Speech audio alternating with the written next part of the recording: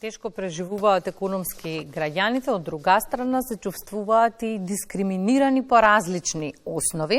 Комисијата за заштита и спречување на дискриминација излезе со извештај за 2023 во која добивме ние информација дека бројот на преставки во однос на 2022 е зголемен за 100%, по кои основи најмногу граѓаните се чувствуваат дискриминирани и како постапува КСЗД по преставките на граѓаните. Тема на разговор со председателот на комисијата Игор Јадровски. Добро утро, Игор, и добре ни дојдовте. Ајде да започнеме со бројки. Споменав за 100% зголемен бројот на преставките. Што значи тоа точно? Колку добивте во 2023 споредбено со 2022? Така, како што рековте, имаме двојно зголемување на бројот на представки кои ги добивме во 23-та во споредба со 22-та. Она што првично ова значи за нас е дека комисијата добива на видливост, односно граѓаните се информирани дека постои ваква институција која што може да пружи заштита во случај на дискриминација кога тие се чувствуваат дискриминирани. Воедно сакаме да веруваме дека значи зголемување на довербата во институцијата, бидејќи еден ваков, да кажам, тренд на големо зголемување на бројот на представките ни дава за право да веруваме дека сме зголеме довербата кај граѓаните. Меѓутоа, од самите одлуки на комисијата може да се види дека и покрај ваквото зголемување на бројот на представки се уште недостасувано е дел на информирање на едукација на граѓаните што значи дискриминацијата, односно кои прекршување на права значат дискриминација, кои не, односно за какви проблеми може да се обратат до комисијата, за какви не. Ќе разграничиме нешто подоцна и за тоа. Во споредба со 2022 податоците велат дека има тренд на намалување на дискриминацијата по основ на национална и етничка припадност, но затоа има зголемување на бројот на случаи на дискриминација врз сексуална ориентација и родов идентитет. Зашто имало најмногу? Ајде сега да ги поделиме. Кога зборуваме за основите за дискриминација, основ по кој што најчесто се пројавува дискриминацијата е личното својство и општествениот статус. Ова е еден прилично, би кажал, широк и генерален основ во законот, кој што е предвиден во оние таксативно наброени основи. Од постапувањето наше по ваквите предмети, многу често гледаме дека позади овој основ всушност се крие политичкото верување, и тоа можеби граѓаните не се доволно храбрени да пријават дискриминација врз основа на политичка припадност или политичко верување. Потоа следи сексуалната ориентација, родовиот идентитет, политичкото уверување како такво исто е наведено во представките, имаме зголемување на оваа основа, мало да кажам ослободување од стигмата да се пријави дискриминација врз основа на политичко уверување во смисла во споредба со 2022 година и доаѓа националната и етничката припадност, кој во 2022 година беа втора основа, сега имаме намалување на бројот на представки по оваа основа. Граѓанин поднесува преставка. Како постапува комисијата по преставката? Постапката која што е уредена во законот е прилично ефикасна и замислата на постоење на вакво квазисудско тело е токму таа да имаме ефикасна и брза постапка.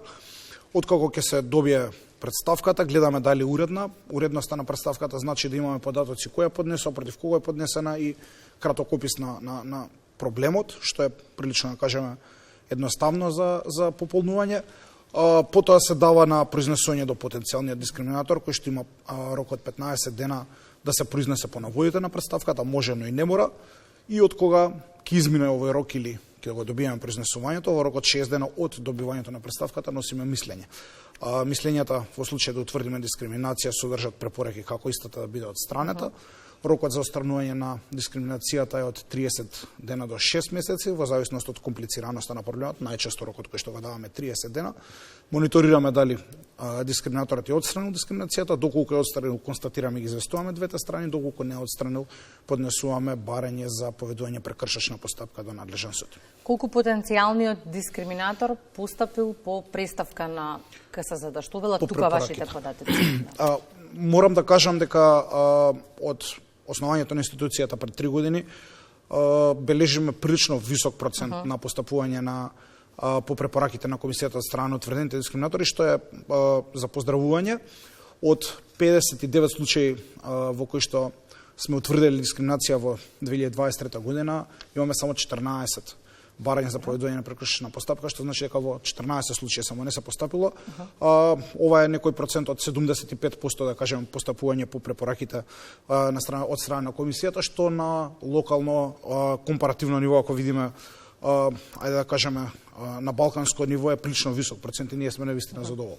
Ги споменавте прекршочните постапки. Ако бројот на институции кои што постапуваат по препорака на КСЗД расте, и тоа за 70% според вашите податоци, велите може да се унапреди ситуацијата со прекршочните постапки, зашто се потребни законски измени? Да, овдека говориме значи за сите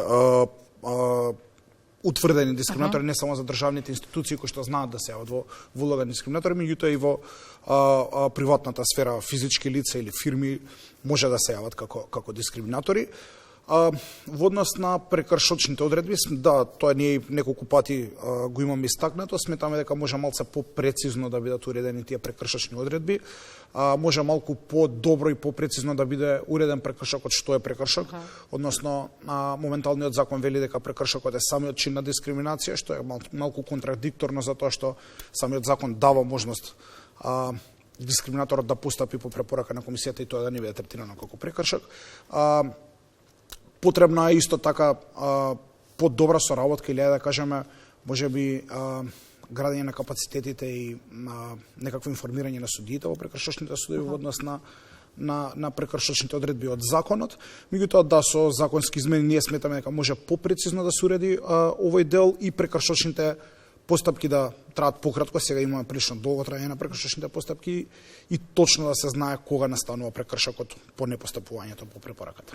Многу пати во текот на изборниот процес, кој се чини нистошти сите, информиравме и во Македонија наутро дека реализирате кампања. Да. Граѓаните може да поднесат било каква представка, доколку по било кој основ е попречено остварувањето право на глас. Сега заврши целата оваа приказна, колку представки пристигна и по какви основи до комисијата? Така. Идејата позади таа наша кампања беше превентивна, пред се, затоа што во единствениот изборен циклус 2021 кога комисијата нели беше основана, забележавме дека има вознемирувачки говор, особено во медиумите помеѓу да кажам кандидатите на тогашните локални избори. Идејата беше ние да дадеме на видливост дека може и кај нас да се поднесат представки во случај на вознемирувачки говор, меѓутоа и во случај на дискриминација врз основа на попреченост со пристапност до избирачките места. Морам да кажам дека нашите согледувања се на иста линија со Државната изборна комисија и со домашните меѓународните наблюдувачи, дека овие избори горе-доле поминаа во фер и демократска атмосфера, последствено на тоа немавме многу представки кои што ги добивме, особено не за вознемирувачки говор во кампања и за време на изборите. Тоа беа две представки кои што медиумски беа прилично добро покриени од сегашната актуелна председателка професорката Силјановска Давкова и од доскорешниот председател господин Стево Пендаровски, кој што има еден против друг поднесени представки за вознемирувачки говори, иако овие представки, пак ја кажам, добија доволно, да. Професорката Силјановска ја повлече незината представка, втората представка од страна на господин Пендаровски, таа поставка се уште активна, па не можел многу да зборувам. Меѓутоа, иако овие представки добија медиумско внимание, што е сосема разбирливо, сепак не се, да кажам, некаков репрезент на она што се случуваше во изборите. Немавме други представки. Во однос на попреченост и пристап до гласачки места, исто така немавме. Имаше реакции, што изненадувачки, веројатно постапиле оние кои што беа предупредени. Да, имаше, затоа што, особено да кажеме, во однос на пристапноста, ние тука имаме и општи препораки, имаме донесено неколку општи препораки до Државната изборна комисија, имавме и пресконференција каде што ја повикавме Државната изборна комисија да постапи. Морам да кажам дека овдека ние не ги мониториравме изборите со наши капацитети, туку користиме секундарни податоци од страна на граѓански здруженија кои што ги мониторираат изборите. Се уште сме во процес на обработка и собирање на овие податоци, меѓутоа, имајќи предвид дека не добивме ниту една представка, претпоставувам дека и во овој дел имаме унапредување на состојбата. За да може комисијата непречено ефикасно да работи, потребен е и стручен кадар, но и финансии, на што се пожаливте. Сега прашањето ми е ако е двојно зголемен бројот на представки во 2023, а вие сте со тој кадар и тие финансии со кои што сте во моментов. Како успеавте квалитетно да сработите се? Да, ова е прилично прашање кој што се повторува. Јас малку понекогаш и сам на себе се Но станувам говорењето гласно е единствениот начин, Игор, како ќе правиме промени. дефинитивно се слушам. Би рекол дека немам ист кадар, туку имавме намалени човечки капацитети во 2023 во споредба со 2022. Работевме со 5 членови на комисијата, претходната година 2022 работевме со еден член повеќе, што само кажува дека имаме намалени капацитети. Ние успеваме некако, морам да кажам, тоа се должи пред се на залагањата, професионализмот и ентузијазмот што го имаат вработените во стручната служба на комисијата. Тие се, би кажал, носечка трбет на институцијата и успеваме да некако да ги пофатиме, да кажем, сите предмети, меѓутоа тоа дефинитивно се одразува на остварувањето на другите функции на комисијата. Да, предметите и представките се најпрепознатливата, може и функција, меѓутоа идејата на новиот закон е да стави многу акцент на превентивната функција. Ние многу малку работиме тука, пак нели како резултат на немањето на капацитети, а се уште гребеме по површината на некои други функции, како што се, например, учеството во судски постапки, меѓународното известување, значи на сметка на онаа најпрепознатлива функција на комисијата, малце би кажал дека трпат сите останати.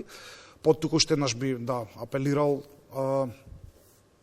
за зголемување, можеби не на буџетот, меѓутоа оној дел за почитување на независноста на комисијата во користењето на буџетот и пред се давањето на вработување во комисијата, се со цел да можеме да одржиме на ниво на кое што во моментов е комисијата.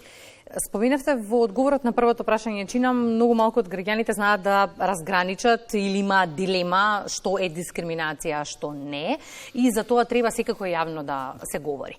Како граѓанинот да препознае дека е дискриминиран по некоја основа?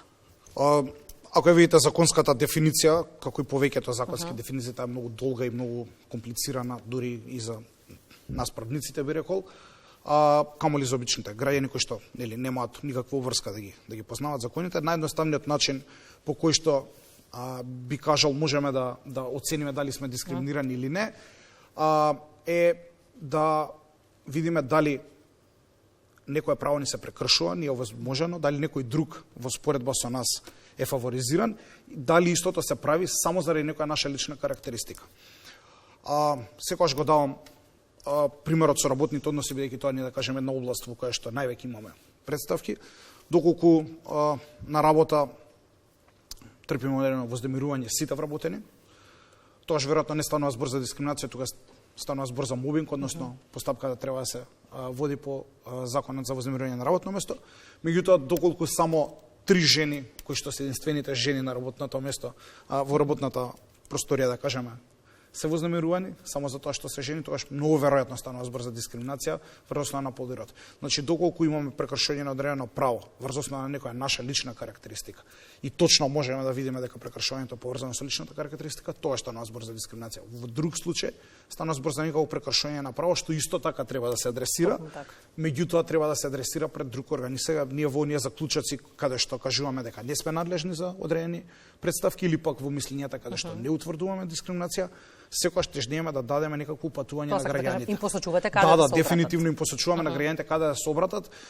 Не дозволуваме да кажеме ние не сме надлежни тука завршав прилично фристорички, ги упатуваме секогаш до надлежната институција. И за да заокружиме, ако во 2023 за 100% е зголемен бројот на представки во однос на 2022, дали тоа значи дека гласното говорење дава резултати и дека граѓаните едноставно стануваат свесни за своите права и остварувањето на истите во пракса? Дефинитивно морам да се сложам. Би рекол не само гласното говорење, туку и оној дел на некаква блага едукација и информирање во смисла на тоа баш ова што сега го правиме во моментот, давање на некакви основни информации на ниво кој што е разбирливо за сите, дефинитивно помага не само да кажам за зголемување на видливоста, меѓутоа и граѓаните да знаат каде да се обратат и да побараат заштита на сопствените права. Тоа јас се надевам дека многу поактивно ќе го правиме во оваа 2024 година, каде што пак ќе напоменам, акцентот сакаме да оставиме на таа превентивна улога на комисијата, која што според моето лично мислење е далеку побитно од заштитната функција. Тоа ќе го правиме и натаму, нашата медиумска поддршка имате. Благодарам за гостувањето.